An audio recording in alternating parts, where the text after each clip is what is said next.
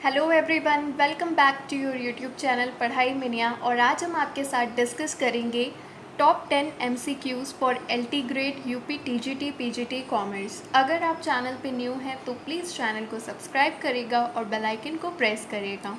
तो चलिए स्टार्ट करते हैं टॉप 10 MCQs।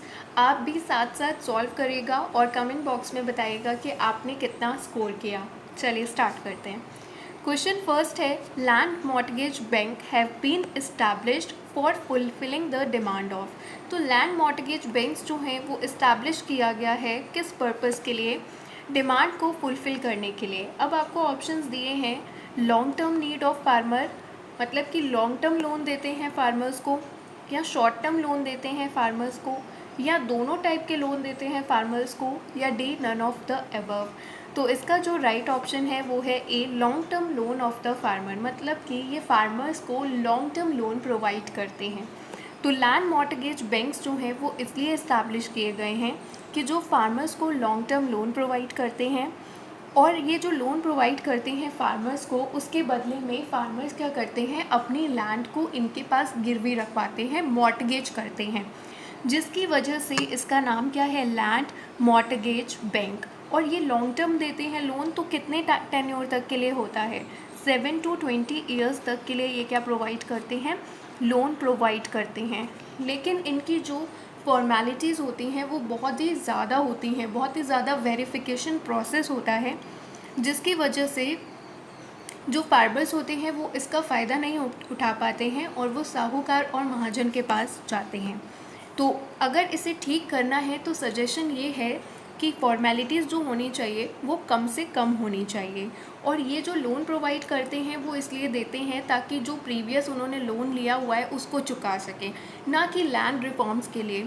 तो एक बार जल्दी से मैं आपको सिंपल वे में बता दूं कि लैंड मॉर्टगेज बैंक्स जो होते हैं वो फार्मर को दिए जाते हैं, लॉन्ग टर्म पर्पज़ के लिए दिए जाते हैं। और ये किस लिए दिए जाते हैं कि अगर उन्होंने कोई भी लोन लिया है तो अपने पुराने लोन को चुकाने के लिए दिए जाते हैं। इसमें जो होती हैं वो फॉर्मेलिटीज़ बहुत ज़्यादा होती हैं, जिसकी वजह से फार्मर जो है वो इसका लाभ नहीं उठा पाते हैं। चलिए नेक्स्ट क्वेश्चन की तरफ चलते हैं। Export import bank in India was established. तो ऑप्शन है ए, 1 जनवरी 1982, बी 5 फरवरी 1983, सी 12 मई 1984, सी 12 मई 1984 एंड डी 10 मार्च 1985। तो एक्सपोर्ट इंपोर्ट बैंक कब इस्टेब्लिश्ड हुए थे? कई बार आपसे क्वेश्चंस में पूछा जाता है कि आपको बताना होता है कि कौन सा बैंक कब इस्टेब्लिश हुआ था, और बहुत सारे अभी GIC के पेपर में ही काफ़ी क्वेश्चंस बने थे कि कौन सा बैंक कब इस्टेब्लिश हुआ। तो ये चीज़ें बहुत इंपॉर्टेंट हैं और इसे ज़रूर कवर करिएगा। तो एक्सपोर्ट इंपोर्ट बैंक इस्टेब्लिश हुआ था 1 जनवरी 1982 को। और इसे किस लिए इस्टेब्लिश किया गया था? इसे इस्टेब्लिश किया गया था फाइनेंशियल असिस्टेंस देने के लिए इंडियन एक्सपोर्टर्स और इम्पोर्टर्स को। जैसे कि नाम से ही पता चल रहा है ना, एक्सपोर्ट इंपोर्ट बैंक है, तो ये किस लिए देगा लोन, ये किस लिए असिस्टेंस देगा? ये असिस्टेंस देगा एक्सपोर्टर्स को देगा और इम्पोर्टर्स को फैसिलिटी देगा। और इसमें आपको एक चीज़ ध्यान रखनी है कि ये जो बैंक था वो इस्टेब्लिश हुआ था एक्सपोर्ट इंपोर्ट बैंक एक्ट 1981 के तहत। एग्जिम एक्ट 1981 के तहत ये क्या हुआ था, इस्टेब्लिश हुआ था। और कब इस्टेब्लिश हुआ था? 1 जनवरी 1982 को। तो इसका राइट ऑप्शन क्या है? ए वाला है, 1 जनवरी 1982। ये क्या करता है? ये फाइनेंशियल असिस्टेंस देता है इम्पोर्टर्स को और एक्सपोर्टर्स को। चलिए नेक्स्ट क्वेश्चन की तरफ चलते हैं। Imposing of N import duty या फिर इंक्रीज करना एग्जिस्टिंग इम्पोर्ट ड्यूटी को आउट ऑफ रेवेन्यू, तो हम इसे क्या बोलेंगे? ऑप्शन है ए, कोटा, बी, रिटेलिएशन, सी, एंटरपॉट, या डी, चार्टर पार्टी। तो इसका जो राइट ऑप्शन है वो है option number B, retaliation. Retaliation का मतलब क्या होता है कि बदला लेना। तो बदला किस लिए लिया जा रहा है? इम्पोर्ट ड्यूटी को बढ़ा करके बदला लिया जा रहा है, क्योंकि सामने वाले ने भी क्या किया, इम्पोर्ट ड्यूटी को बढ़ाया है। इसका एग्जाम्पल क्या है कि मान लीजिए इंडिया ने क्या किया, इम्पोर्ट ड्यूटी बढ़ा दी, ऑस्ट्रेलिया जो है वो वुल के प्रोडक्शन में क्या है, सबसे ज़्यादा है, होता है वहाँ पर वुल का प्रोडक्शन। तो ऑस्ट्रेलिया ने क्या किया, इंडिया ने ऑस्ट्रेलिया से इम्पोर्ट की वुल और उस पर इम्पोर्ट ड्यूटी बढ़ा दी। अब ऑस्ट्रेलिया ने ये चीज़ देखी कि इंडिया ने तो हमसे क्या किया है, इम्पोर्ट ड्यूटी बढ़ा दी है। अब यही देखकर ऑस्ट्रेलिया ने भी रेवेंज के बदले में, मतलब वो रेवेंज लेना चाहता है ऑस्ट्रेलिया भी, और उसने भी अपनी इम्पोर्ट ड्यूटी को क्या कर दिया, इंक्रीज़ कर दिया। तो ये किस लिए करा गया है, ये बदले की भावना के लिए करा गया है। तो इसे क्या कहते हैं, इसे कहते हैं रिटेलिएशन, जहाँ पर इम्पोर्ट ड्यूटी को क्या करा जाता है, बढ़ाया जाता है। तो इसे कहते हैं बी रिटेलिएशन। और एंटरप्रॉट ट्रेड क्या होता है, जब एक कंट्री से आपने गुड को क्या किया, इम्पोर्ट किया और उसे अपनी कंट्री में ना यूज़ करके आगे क्या कर दिया, एक्सपोर्ट कर दिया। जैसे कि मान लीजिए इंडिया ने जापान से कुछ मंगाया, ठीक है, इंडिया ने जापान से क्या किया, इम्पोर्ट किया। अब उस इम्पोर्ट को इंडिया में यूज़ ना करके उसे आगे किसको, ऑस्ट्रेलिया को ही मान लीजिए क्या कर दिया, एक्सपोर्ट कर दिया। तो ये क्या होता है, ये एंटरप्रॉट ट्रेड होता है। चलिए नेक्स्ट क्वेश्चन है, if profit is 50% of sale then percentage on cost is. अगर प्रॉफिट 50% है सेल्स का तो कितना परसेंटेज होगा कॉस्ट का, ये आपको बताना है। ऑप्शन ए है 100%, बी 60%, सी 50% या डी 75%। तो चलिए इसे सॉल्व करते हैं। प्रॉफिट आपको दिया है 50% ऑफ सेल्स, तो प्रॉफिट मान लीजिए, पहले हम लोग मानते हैं कि सेल कितना है 100, तो आपका प्रॉफिट कितना हो जाएगा, यहाँ पर बोला गया है कि जो प्रॉफिट है वो सेल्स का कितना है, 50% है। तो आपका प्रॉफिट कितना हो जाएगा, 50 हो जाएगा। अब आपका कॉस्ट प्राइस कितना हो जाएगा, कॉस्ट प्राइस आपका हो जाएगा 100 माइनस 50, CP हो जाएगा आपका 50। अब आपने परसेंटेज किस पे निकालना है, कॉस्ट पे निकालना है। और किसका निकालना है, प्रॉफिट का कितना, मतलब प्रॉफिट निकालना है, प्रॉफिट कॉस्ट का कितना परसेंटेज है। तो प्रॉफिट आप क्या लिखेंगे, ऊपर। अब आपने किस पे निकालना है, कॉस्ट पे निकालना है। जिस पर निकालना होता है वो आप कहाँ लिखोगे, नीचे लिखोगे। तो 50/50 इंटू 100। अब ये कैंसिल आउट हो जाएगा, आपका क्या आ जाएगा, ऑप्शन नंबर ए 100%। चलिए नेक्स्ट क्वेश्चन की तरफ चलते हैं। EOQ analysis is used for the following. EOQ analysis का यूज़ हम किस लिए करते हैं। ऑप्शन ए है ratio analysis, B budgetary control, C inventory control या डी सेल्स बजटिंग। तो इन्वेंट्री कंट्रोल के लिए हम क्या करते हैं, EOQ एनालिसिस को यूज़ करते हैं। EOQ मतलब इकोनॉमिक ऑर्डर क्वांटिटी। तो EOQ एनालिसिस का यूज़ किया जाता है इन्वेंट्री कंट्रोल के लिए। तो सी ऑप्शन इसका राइट है। नेक्स्ट क्वेश्चन की तरफ चलते हैं। एनुअल डिमांड दी गई है 25,000 यूनिट्स, कैरिंग कॉस्ट दी गई है 6.40 रुपीज़ और cost of placing an order है 32 रुपीज़। आपको बताना है कि EOQ कैसे निकलेगा, EOQ निकालना है आपने। इसके लिए आपको क्या पता होना चाहिए, फॉर्मूला पता होना चाहिए। फॉर्मूला क्या होता है, इसे थोड़ा सा स्पेस लेके मैं आपको और अच्छे से बताती हूँ। EOQ equals to √2AO divide by C। सबसे पहले आप इस फॉर्मूले को समझिए। रूट में क्या है, 2 है, A है, O है और C है। अभी आपको कुछ क्लियर नहीं हो रहा होगा ना, इसे आप पहले कहीं नोट कर लीजिए। अब मैं इसको आपको समझाऊंगी कि यहाँ पर A क्या है और O क्या है और C क्या है। देखिए एनुअल डिमांड जो है वो हमारा क्या है, ये है हमारा A, ठीक है। एनुअल डिमांड, एनुअल कंजम्पशन, ये हमारा क्या है, ये है हमारा A। फिर इसके बाद मैंने आपको लिखाया था O क्या है, ऑर्डर कॉस्ट है, cost of placing an order. तो ऑर्डरिंग कॉस्ट पर यूनिट क्या होता है, O होता है। O आपको कितना दिया है, 32 रुपीज़ दिया है। और C क्या होगा, C होगा कैरिंग कॉस्ट पर यूनिट, और वो आपको कितना दिया है, 6.40 दिया है। अब आपको फॉर्मूले में बस पुट करना है और आंसर निकाल लेना है। 2 इंटू 25,000 इंटू, एक मिनट, इतनी जगह में नहीं हो पाएगा, चलो 2 इंटू एनुअल डिमांड थी 25,000 और ऑर्डरिंग कॉस्ट दी हुई थी 6.40 और कैरिंग कॉस्ट दी गई थी 32। चलिए अब इसे सॉल्व करते हैं। एक मिनट, यहाँ पे मिस्टेक है।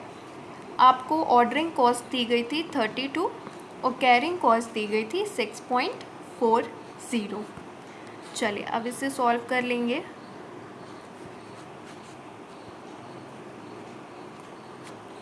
यहाँ पे आ जाएगा आपका 2 और ये 5। तो अब रूट में आपके पास क्या बचा, 2 इंटू 25,000 इंटू 5 और 2 क्या हो जाएगा, 10 हो जाएगा। इसे मैं यहाँ पर लिख देती हूँ जिससे आपको और क्लियर हो। तो ये हो जाएगा 10 इंटू 25,000। 25 का आपका निकल आएगा बाहर 5 और ज़ीरो अंदर कितने बचे, 1 2 3 4, तो 2 ज़ीरो आपके बाहर आ जाएंगे। आपका क्या आ जाएगा, 500 यूनिट्स राइट। तो एक बार फिर से मैं आपको समझा देती हूँ। EOQ निकालने का फॉर्मूला क्या होता है। EOQ निकालने का फॉर्मूला होता है 2AO अपॉन C। यहाँ पर आपको ऑर्डरिंग कॉस्ट दी है 32 और कैरिंग कॉस्ट दी गई है 6.40। आप इस फॉर्मूले में पुट करेंगे तो इसका जो राइट आंसर है वो आएगा 500 यूनिट्स आंसर। चलिए नेक्स्ट क्वेश्चन है, dash is that part of capital which can be called up at the time of winding up of company. ये वो पार्ट होता है कैपिटल का जिसे आप कॉल्ड अप करते हो, कब, at the time of winding up of company. जब कंपनी क्या होती है, वाइंड अप होने वाली होती है, तब आप इसे क्या करते हो, कॉल्ड अप करते हो। तो आपको ऑप्शंस दिए हैं, A authorised capital, B issued capital, C capital reserve और डी दिया है रिजर्व कैपिटल। तो चलिए देखते हैं इसका राइट ऑप्शन क्या होगा। तो इसका जो राइट ऑप्शन है वो है D reserve capital. Reserve capital और कैपिटल रिजर्व दोनों अलग अलग चीज़ें हैं और आपको इसके बारे में पता होना चाहिए। कैपिटल रिजर्व जो है वो क्या होता है, जैसे आपने शेयर्स में पढ़ा होगा कि जो बैलेंस होता है शेयर फॉरफीट करने का, री इशू करने के बाद उसे हम किस में ट्रांसफ़र करते हैं, कैपिटल रिजर्व में ट्रांसफ़र करते हैं। और लास्ट में एक एंट्री भी आप बनाते हैं, share forfeiture account debit to capital reserve.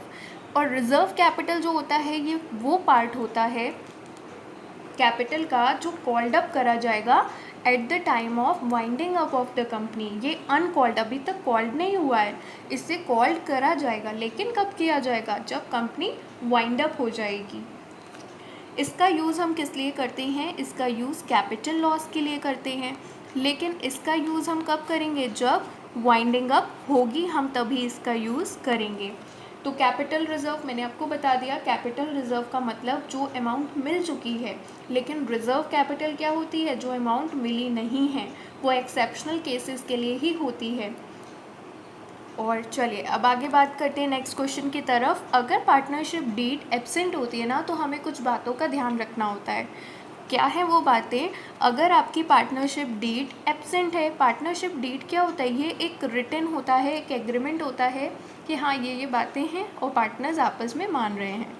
Partnership deed जब एब्सेंट है, मतलब पार्टनरशिप डीड बनी हुई नहीं है, एब्सेंट है, तो क्या प्रोविजंस होंगे। तो पहला प्रोविज़न ये होगा कि जो प्रॉफिट लॉस होंगे वो कैसे डिस्ट्रीब्यूट होंगे, बराबर डिस्ट्रीब्यूट होंगे। तो बहुत इंपॉर्टेंट है ये पॉइंट्स, प्रॉफिट और लॉस कैसे डिस्ट्रीब्यूट किए जाएंगे, इक्वली बांटे जाएंगे, ना तो किसी को कैपिटल रेशियो में, ना तो ऐसा कोई भी अगर आपको ऑप्शन दिया जाता है कि कैपिटल रेशियो में बांटा जाएगा, तो ऐसा कुछ नहीं, केवल इक्वल रेशियो में इक्वली बांटा जाएगा।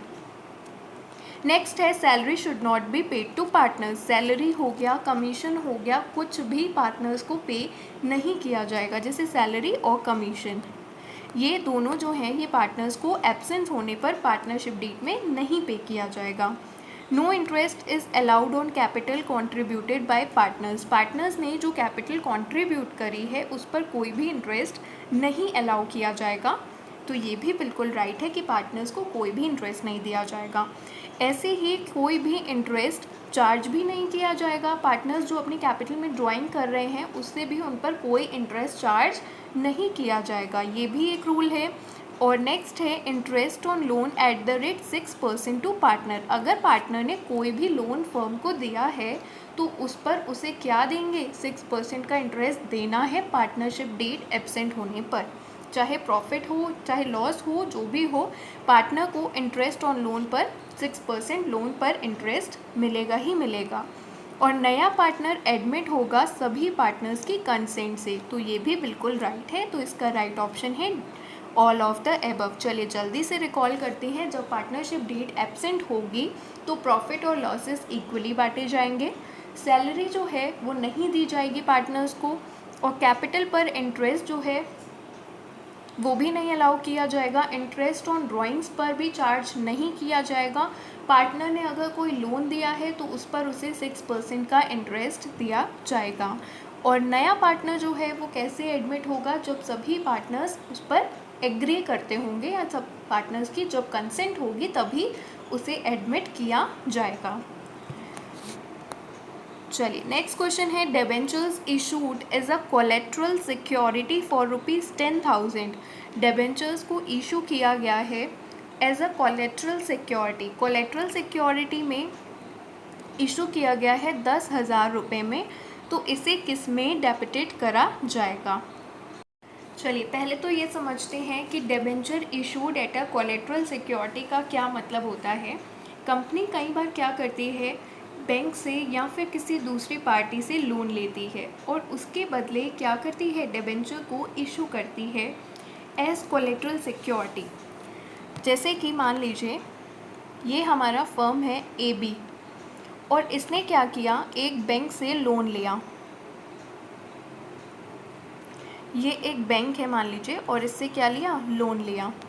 अब ये जो लोन लिया है इसके बदले में इस फर्म ने या इस कंपनी ने क्या किया, कंपनी ने अपने जो डिबेंचर्स हैं उसे एज अ सिक्योरिटी दे दिया। क्योंकि लोन लिया है, लोन पर सिक्योरिटी तो मांगी जाएगी, लेकिन ये जो कोलेट्रल सिक्योरिटी दे रहे हैं ना, कोलेट्रल का मतलब है पहले हमने एक सिक्योरिटी दी हुई थी। मान लीजिए ज्वेलरी दी हुई थी, ज्वेलरी रखवाई हुई थी, तो ये मेरी प्रिंसिपल सिक्योरिटी है। इसके बाद जो मैंने सिक्योरिटी रखाई है ये मेरी क्या हो जाएगी, कोलेट्रल या फिर सेकेंडरी सिक्योरिटी बोलेंगे इसे। तो यहाँ पर मैंने डिबेंचर्स, जो AB कंपनी है उसने डिबेंचर्स जो हैं वो भी गिरवी रखवा दिया, एज अ सिक्योरिटी दे दी है, तो ये क्या है, ये कोलेट्रल सिक्योरिटी मानी जाएगी।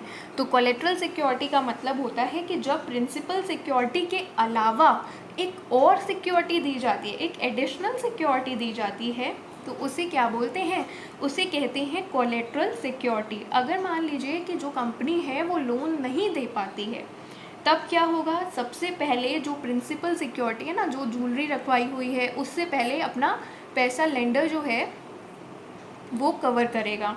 फिर इसके बाद वो क्या करेगा, फिर वो हमारी जो कोलेट्रल सिक्योरिटी है उससे पैसा रिकवर करेगा। अब क्वेश्चन में क्या पूछा गया है, क्वेश्चन में पूछा गया है कि हम इसे किससे डेबिट करेंगे।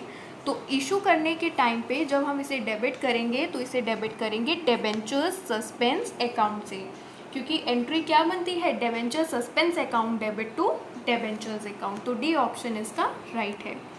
नेक्स्ट क्वेश्चन है what is the ultimate aim of non trading institution. Non trading institutions क्या होते हैं, जैसे कि क्लब हो गया, एजुकेशनल इंस्टीट्यूशंस हो गए, चैरिटेबल पर्पज़ के लिए जो बनाए जाते हैं, ये सब क्या होते हैं, ये नॉन ट्रेडिंग इंस्टीट्यूशंस होते हैं। तो जैसे आपको नाम से ही पता चल रहा है कि ये ट्रेडिंग करने के लिए नहीं है। ट्रेडिंग वाले जो होते हैं ना, उनका मेन पर्पज़ क्या होता है, प्रॉफिट कमाना। तो इनका जो मेन पर्पज़ होता है वो कभी भी प्रॉफिट कमाना नहीं होता, अपने जो भी मेंबर्स हैं उनको सर्व करना, उनके लिए सर्विस देना, ये मेन इनका पर्पज़ होता है। तो प्रोवाइड सर्विस टू सोसाइटी, बिल्कुल राइट है कि सर्विस देना सोसाइटी को, अपने मेंबर्स के जो सोसाइटी के मेंबर्स हैं उनके इंटरेस्ट को प्रोटेक्ट करना, सेफगार्ड करना, तो ये भी बिल्कुल सही है कि उनके इंटरेस्ट को सेफगार्ड करना भी होता है, लेकिन प्रॉफिट अर्न करना इनका मोटो नहीं होता है। तो इसका जो राइट ऑप्शन है वो D है, बोथ A एंड B। तो गाइस आज की जो क्लास है वो यहीं पे ख़त्म होती है। आप लोग मुझे कमेंट बॉक्स में ज़रूर बताइएगा कि आपने कितने सही किए हैं, और अगर आपको पसंद आई हो तो आप लोग बताइएगा कि ऐसे और क्लासेस लेके आई जाएं या फिर टॉपिक वाइज चलाएं। तो जैसा आपका सजेशन होगा उसके आगे ही हम कंटिन्यू करेंगे, आपके सजेशंस के बेसिस पे ही। Thank you for watching the video.